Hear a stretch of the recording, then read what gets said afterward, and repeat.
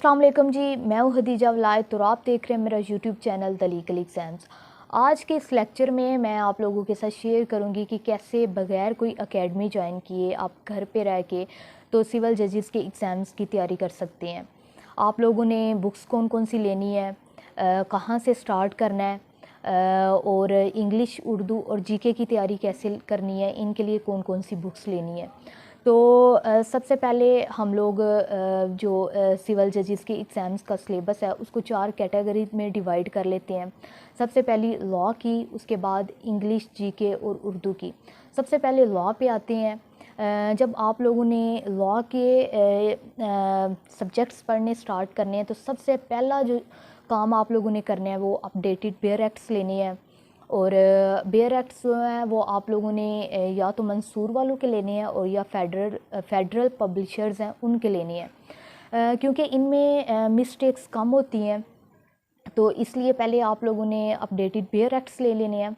उसके बाद आप लोगों ने दूसरा काम क्या करना है कि जब आप लोगों ने तैयारी स्टार्ट करनी है तो जो फ़र्स्ट 10 डेज़ या फिर 15 डेज़ होंगे उनमें आप लोगों ने सबसे पहले कोई भी माइनर एक्ट उठाना है और उसको पढ़ना स्टार्ट करना है। आप लोगों ने शुरू में ही मेजर एक्ट स्टार्ट नहीं कर लेने, क्योंकि ऐसे जब हम लोग तैयारी स्टार्ट करते हैं तो हम लोगों का इतना इंटरेस्ट नहीं बना होता। तो हम लोग जब स्टार्ट में ही मेजर एक्ट स्टार्ट कर लेते हैं तो हम लोग इंटरेस्ट हमारा कम हो जाता है और हम लोगों को काफ़ी मुश्किल आती है। तो आप लोगों ने माइनर एक्ट से स्टार्ट करना है। तो फर्स्ट वीक जो होगा 8-10 दिन में आप लोग इजीली 2 या 3 माइनर एक्ट पढ़ लेंगे। 2 या 3 माइनर एक्ट पढ़ने के बाद आप लोगों ने क्या काम करना है कि जब बुक्स वगैरह लेनी है तो सिविल जजेस के पास्ट पेपर्स की अनसॉल्व्ड आप लोगों ने एक बुक भी ले लेनी है। और जब आप लोगों ने एक माइनर एक्ट कंप्लीट कर लेना है तो उस माइनर पास्ट पेपर की जो बुक होगी उसमें से आप लोगों ने देखना है कि कौन कौन से इस माइनर एक्ट में से क्वेश्चंस वगैरह पूछे गए हैं और किस तरह से पूछे गए हैं, कौन कौन सी इम्पॉर्टेंट प्रोविजंस हैं। ये सारी चीज़ें आप लोग जब वो पास्ट पेपर्स में देखेंगे तो आप लोगों को एक माइनर एक्ट को पढ़ने का तरीका भी समझ में आ जाएगा और आप लोगों को ये भी पता चल जाएगा कि इस माइनर एक्ट में कौन कौन से इम्पॉर्टेंट क्वेश्चन बन रहे हैं और किस तरह से हम लोगों ने इसको पढ़ना है। उसके बाद आप लोगों ने हफ़्ता 10 दिन ये काम करने के बाद आप लोगों ने एक मेजर एक्ट स्टार्ट करना है और एक मिडल और एक माइनर एक्ट। ये 3 सब्जेक्ट लॉ के आप लोगों ने एक साथ लेके चलनी है। इन तीनों सब्जेक्ट्स को डेली कितना कितना टाइम देना है वो मैं बाद में डिस्कस करूँगी, जब आप लोगों को बताऊँगी कि आप लोगों ने डेली किस सब्जेक्ट को कितना कितना टाइम देना है। उसके बाद लॉ को पढ़ने के साथ साथ आप लोगों ने एक और काम करना है कि जब कोई भी माइनर एक्ट आप लोग मेजर एक्ट पढ़ रहे हैं तो जो टॉपिक पढ़ रहे हैं उसके साथ साथ आप लोगों ने नोट्स भी बनाते जाना है। इसका क्या फ़ायदा होगा कि ये चीज़ खुद मैंने एक्सपीरियंस की है।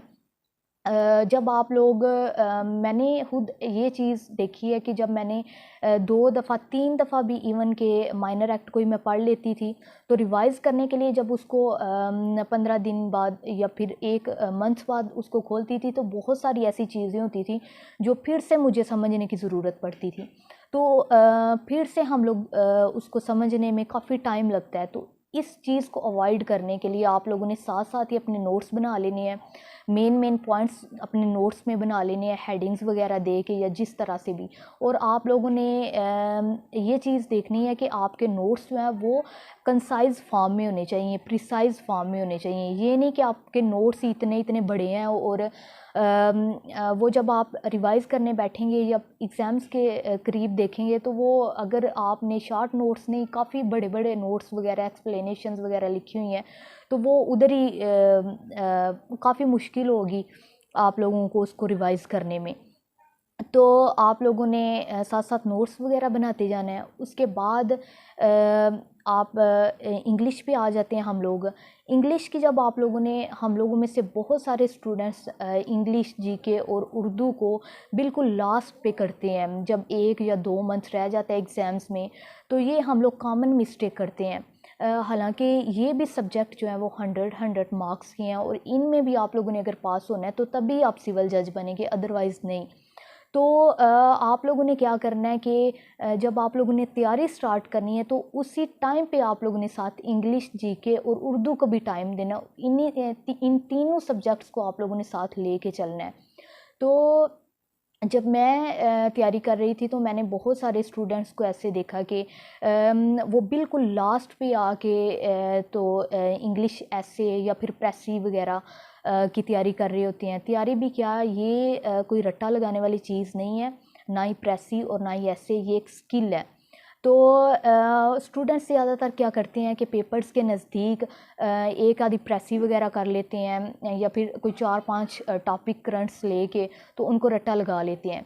तो इस चीज़ का क्या होता है कि जब पेपर में, ये कम्पिटिटिव एग्ज़ाम में आप कुछ भी एक्सपेक्ट कर सकते हैं। आप ये नहीं माइंड में रख सकते कि ये जो सर्टेन चीज़ें मैंने की हैं ये एग्ज़ाम्स में आएंगी, और ना ही इधर एलएलबी का एलएलबी के लेवल की चीज़ें आती हैं, या फिर एलएलबी में हम लोग जैसे रट्टे वगैरह लगा लेते हैं या फिर गाइड बुक्स वगैरह लेके तो बनाए क्वेश्चंस वगैरह पढ़ के तो हम लोग जाके पेपर दे आते हैं और पास हो जाते हैं। इस तरह नहीं होता।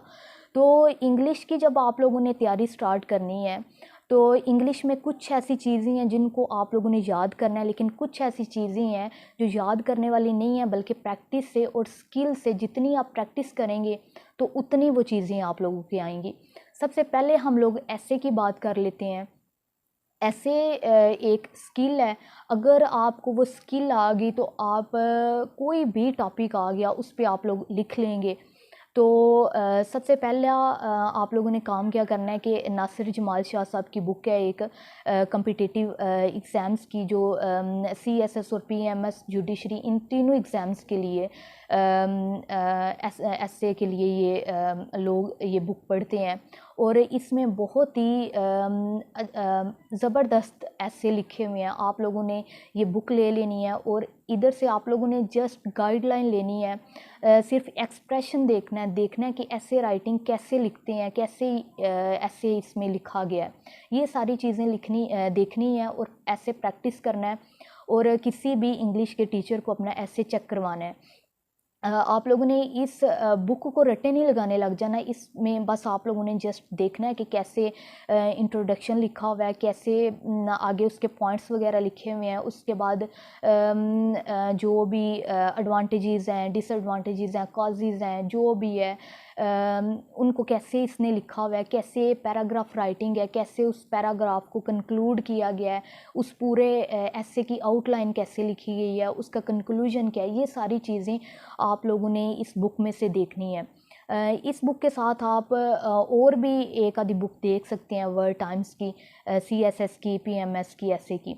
लेकिन ये बुक जो है इसमें बहुत ही रेलिवेंट चीज़ें और रेलिवेंट तरीके से ऐसे राइटिंग जो है उस पर ऐसे वगैरह लिखे हुए हैं। उसके बाद मैं आपको बुक दिखा भी देती हूँ। ये बुक है नासिर जमाल शाह साहब की, ये आपने बुक लेनी है। उसके बाद आते हैं हम लोग और एक आप लोगों ने काम करना है कि ऐसे लिख के चेक ज़रूर करवाना है। जब हम लोग ऐसे चेक करवाते हैं तो बहुत सारी ऐसी मिस्टेक्स हैं जो हमारी ग्रामर की भी मिस्टेक्स निकलती हैं। वैसे एक्सप्रेशन का हमें पता चलता है कि एक्सप्रेशन कैसा होना चाहिए, और भी बहुत सारी ऐसी चीज़ें हैं। उसके बाद जब प्रेसी पे आते हैं तो प्रेसी भी एक आर्ट है, ये भी एक स्किल है, ये प्रैक्टिस से आती है। ये कोई नहीं ऐसा कि आप रट्टा लगा लेंगे या एक आधी प्रेसी कर लेंगे तो आपकी प्रेसी पास हो जाएगी। तो प्रेसी जो है वो आप लोगों ने कारवान की बुक है, CSS PMS के पास्ट पेपर्स की, CSS के पास्ट पेपर्स की सॉल्व्ड बुक है ये आप लोगों ने ले लेनी है बुक। और यहाँ से प्रेसी आप लोगों ने करनी है। वीक में आप एक प्रेसी ज़रूर करें और प्रेसी करके ये सॉल्व्ड है। इस प्रेसी के नीचे उन्होंने सॉल्व करके भी वो लिखी हुई है, टाइटल वगैरह भी लिखा हुआ है सारा।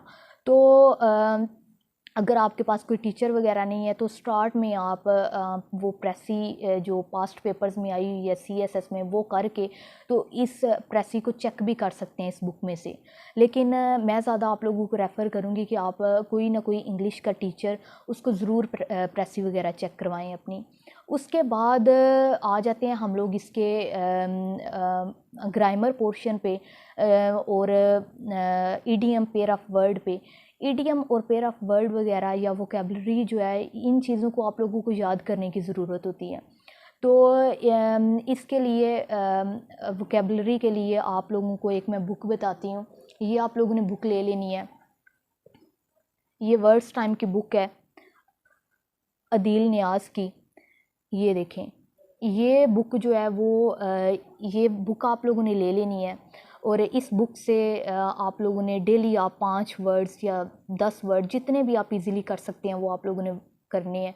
इसका क्या फ़ायदा होता है कि ये वोकेबलरी हम लोग जब एक दफ़ा ये बुक कर लेते हैं तो इसका ये फ़ायदा होता है कि जब प्रेसी वगैरह आती है या ट्रांसलेशन आती है तो उसमें बहुत सारे ऐसे वर्ड्स हैं जिनके हम लोगों को मीनिंग नहीं आते होते और हम लोग पूरी की पूरी प्रेसी जो है वो गलत कर देते हैं, उसका गलत मीनिंग निकाल लेते हैं।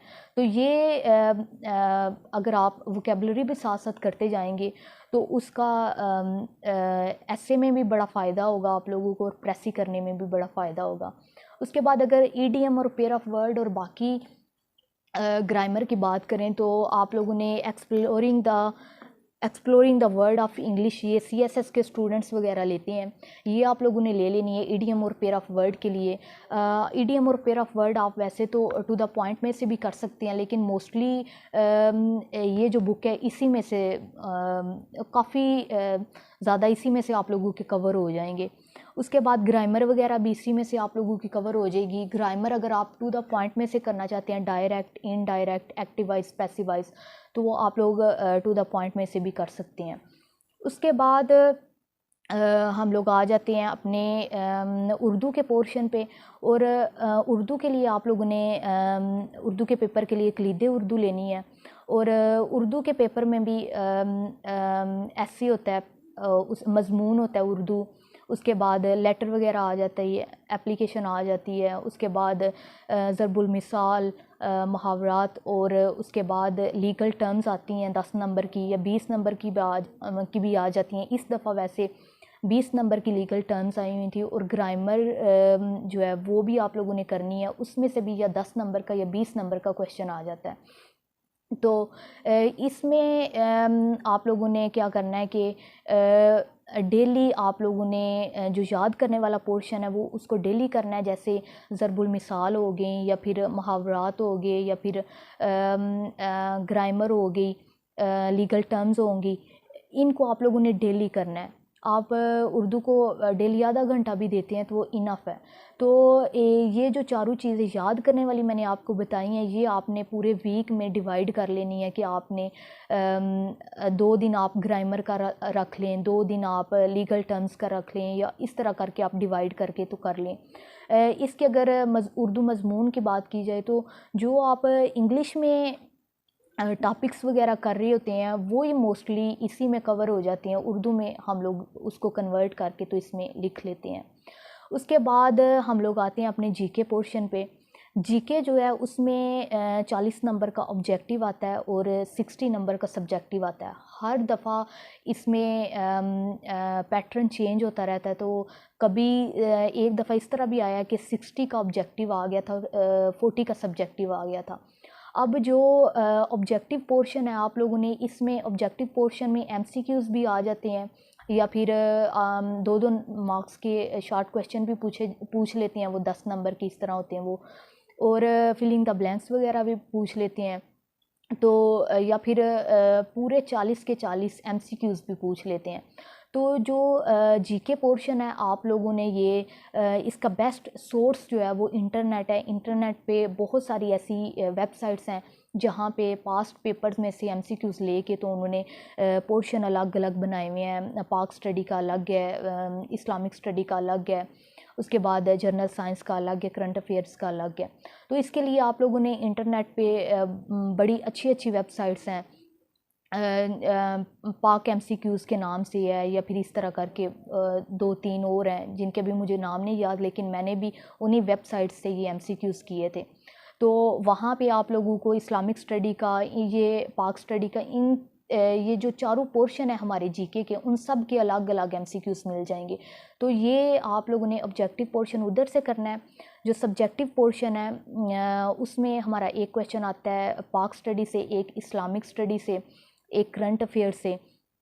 तो करंट अफेयर जो है वो मोस्टली आप जो इंग्लिश ऐसे के टॉपिक्स वगैरह कर रहे होते हैं वो ही करंट अफेयर्स में कवर हो जाते हैं। लेकिन अगर फिर भी आप करंट अफेयर्स की कोई बुक वगैरह लेना चाहते हैं तो आप वर्ड्स टाइम की ले सकते हैं, जो CSSPMS की करंट अफेयर्स की बुक होती है। उसके बाद अगर इस्लामिक स्टडी की बात करें तो इस्लामिक स्टडी और पाक स्टडी दोनों के लिए आप FA की या फिर BA की बुक जो है, BA की मैं आप लोगों को रेफ़र करूँगी, इंग्लिश में आप बुक ले लें। इन दोनों इस्लामिक स्टडी और पाक स्टडी में बेसिक क्वेश्चंस वगैरह ही पूछे जाते हैं। तो आप लोगों ने क्या काम करना है कि पास्ट पेपर्स CSS के देख लेने हैं।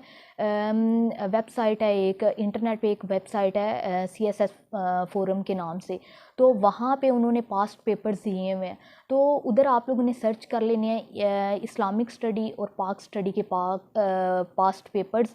और जो क्वेश्चन ज़्यादा रिपीट हुए हैं दो दफ़ा, मतलब 3-4 दफ़ा जो मोस्टली क्वेश्चन रिपीट हुए हैं आप लोगों में से, आप लोगों ने वो क्वेश्चंस उधर से देखने हैं और फिर वो बुक में से देख के तो वो कर लेने हैं। अगर आप BA की कोई बुक वगैरह नहीं लेना चाहते तो आप जो CSS की स्टूडेंट्स लेते हैं, अब उसका मुझे नाम नहीं याद, लेकिन आप लोगों ने कोई और बुक ले लेनी है। तो वहाँ से आप लोगों ने जो लॉन्ग क्वेश्चन है वो उसको कवर कर लेना है। तो अगर इसके सारे CJ के सिलेबस की और इसकी तैयारी की अगर टाइम टेबल की बात की जाए तो टाइम टेबल में आप लोगों ने डेली मस्ट 1 घंटा जो है वो GK को देना है। और GK आप लोगों ने बिल्कुल लास्ट पे करना है।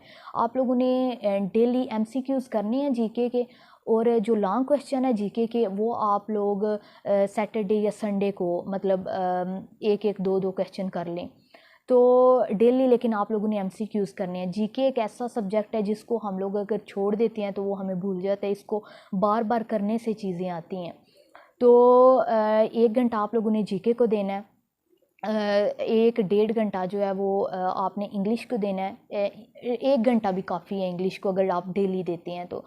और अपने इंग्लिश के सारे सिलेबस को आप लोगों ने डिवाइड कर लेना पूरे वीक पे। वीक में एक दिन आप लोगों ने ऐसे कर लेना है, एक दिन प्रेसी कर लेनी है, और जो बाकी 4 दिन बचेंगे, 5 दिन बनते हैं, बाकी जो बचेंगे उनमें से 2 दिन आप रख लें ग्रामर के लिए, और 2 दिन या 3 दिन आप लोग रख लें वोकैब के लिए और ईडियम और पेयर ऑफ वर्ड्स के लिए। तो इस तरह से आपका इंग्लिश का भी पूरे वीक में डिवाइड हो जाएगा और आप लोगों का इजीली इंग्लिश का भी सारा सिलेबस कवर हो जाएगा। उसके बाद उर्दू की बात करें तो उर्दू के लिए आप लोगों को डेली आधा घंटा इनफ है। उर्दू के लिए मैंने आप लोगों को बता दिया कि आप लोगों ने ग्रामर, लीगल टर्म्स, ज़रबुल मिसाल और मुहावरात, ये 4 चीज़ें याद करने वाली हैं। ये इसको अपने पूरे वीक पे डिवाइड कर लेना है, और वीक में एक दफ़ा ऐसे वगैरह भी देख लें। लेकिन इन 4 चीज़ों को जो याद करने वाली हैं, इनको आप लोगों ने ज़रूर डेली आधा घंटा देना है। उसके बाद अगर लॉ के सब्जेक्ट्स की बात की जाए तो इधर हमारा जीके का भी हो गया, मैंने बताया 1 घंटा जीके को, 1 घंटा इंग्लिश को, आधा घंटा उर्दू को। और लॉ के जो सब्जेक्ट्स हैं उनमें से आपने जो मेजर एक्ट है उसको 1.5 घंटा, और जो माइनर एक्ट है उसको 30 मिनट काफ़ी हैं, और जो हमारा मिडल सब्जेक्ट आता है उसमें कंट्रैक्ट एक्ट आ गया या लैंड रेवेन्यू वगैरह आ गया, तो उसके लिए आपको 45 मिनट्स जो हैं वो इनफ है। अगर आप ये आप सब ने अपनी अपनी कैपेसिटी के लिहाज से अपना टाइम टेबल, अगर इसमें चेंजिंग वगैरह करनी है आप लोगों ने, तो आप कर सकते हैं। हर बंदे की कैपेसिटी अलग अलग होती है। अगर आप इजीली जितना टाइम मैंने ये बताया है उससे अगर ज़्यादा कर सकते हैं तो आप लोगों ने अपना टाइम उसमें बढ़ा लेना है। अगर आप लोग इससे कम करना चाहते हैं तो कम भी कर लेना है। लेकिन एवरेज टाइम जो है वो आप लोगों का ये तकरीबन 6-7 घंटे बनते हैं। ये आप लोगों ने मस्ट इतना पढ़ना है। अदरवाइज़ अगर आप ये समझते हैं कि 2 घंटे 3 घंटे पढ़ के तो हम लोग सीजे का एग्ज़ाम क्लियर कर लेंगे, तो ऐसा नहीं होता। और ना ही ऐसा होता है कि ये जब एडवर्टाइजमेंट होती है तो तब स्टूडेंट्स बुक्स खोल के बैठ जाते हैं और तैयारी स्टार्ट कर देते हैं, तो 2-3 माह में ये तैयारी भी नहीं होती। तो कम अज़ कम इसके लिए 6 माह या 1 साल चाहिए होता है। तो अगर जिस तरह मैंने आपको ये स्ट्रेटजी बताई है, इसको अगर आप फॉलो करते हैं तो आपकी बहुत अच्छी तैयारी होगी। और एक और चीज़, आप लोगों ने इस सारे लॉ के सब्जेक्ट्स के साथ साथ आप लोगों ने एफबी पे वैसे इतने ग्रुप्स वगैरह हैं जहाँ पे डेली केस लॉज वगैरह शेयर किए जाते हैं, तो आप लोगों ने साथ साथ केस लॉज को भी देखते रहना है। क्योंकि सीजे के एग्ज़ाम्स में हर पेपर में कोई ना कोई मतलब कम से कम 2 या 3 ऐसे क्वेश्चन पूछे जाते हैं जिनमें केस लॉज वगैरह डिस्कस हुआ होता है या फिर इस तरह ना। तो केस लॉज वगैरह भी आप लोगों ने साथ साथ करते जाना है। आई होप कि आप लोगों को ये लेक्चर पसंद आया होगा। Thank you so much.